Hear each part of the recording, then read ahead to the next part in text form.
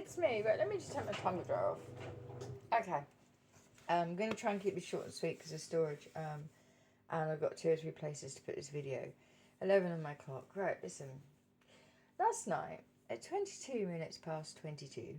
No, that sounds wrong. 22:22. 10:22.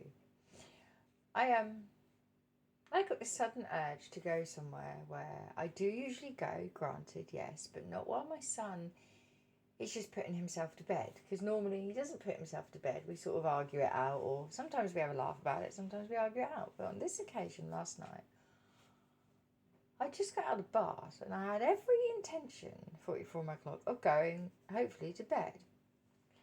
And I found myself saying to my son, actually, do you know what? I'm going to go for a little walk. So I went for a walk.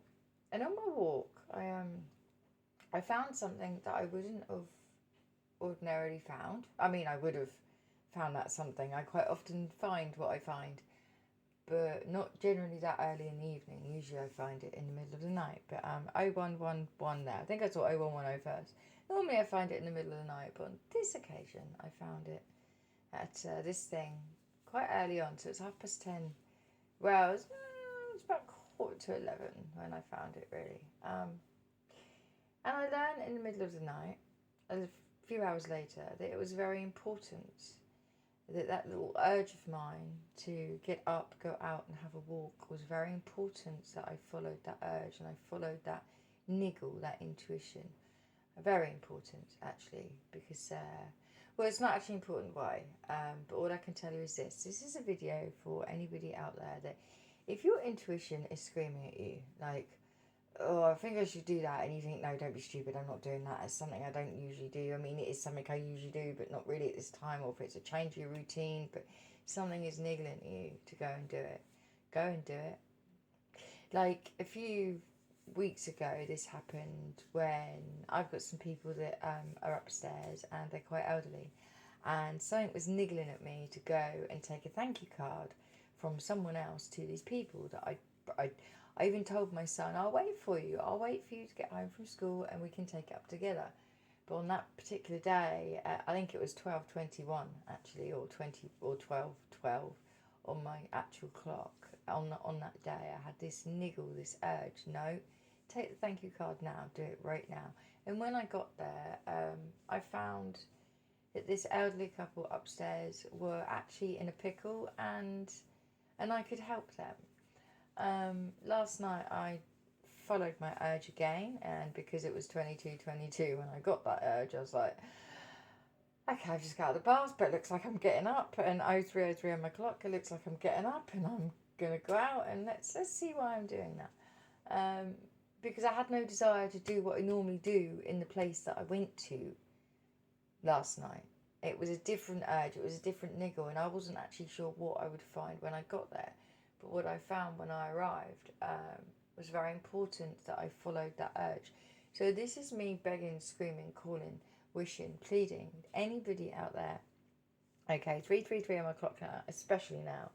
If you get the urge to do anything, the niggle to do anything, and you don't have a clue why, please do it. I mean, as long as it isn't putting you or anyone else at risk. But I mean, saying that, what I found last night at 11 o'clock, I was at risk. I was at a lot of risk, actually, especially finding the thing that I found, and what was not just what that thing was doing in the middle of the night was quite harmful to itself, and it could have been quite harmful to me, I guess. I didn't think about it at the time.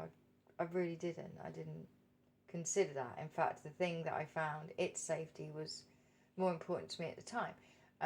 And so basically, follow your urges, people. Follow your intuition. We have intuition. We've been blessed, okay, with intuition for a reason. And it's not, people call it intuition. It's not intuition. It's our higher selves going, yo, this is happening, and it needs you. It needs your invisible touch. And I found out that in the night, actually, that's very true. We all have an invisible touch, and sometimes it's just we don't realise our touch, we don't realise what we can do for other people just by saying hello, or just by sitting with someone, or just by saying, yo, is that crack you're smoking over there? Or it's just an example.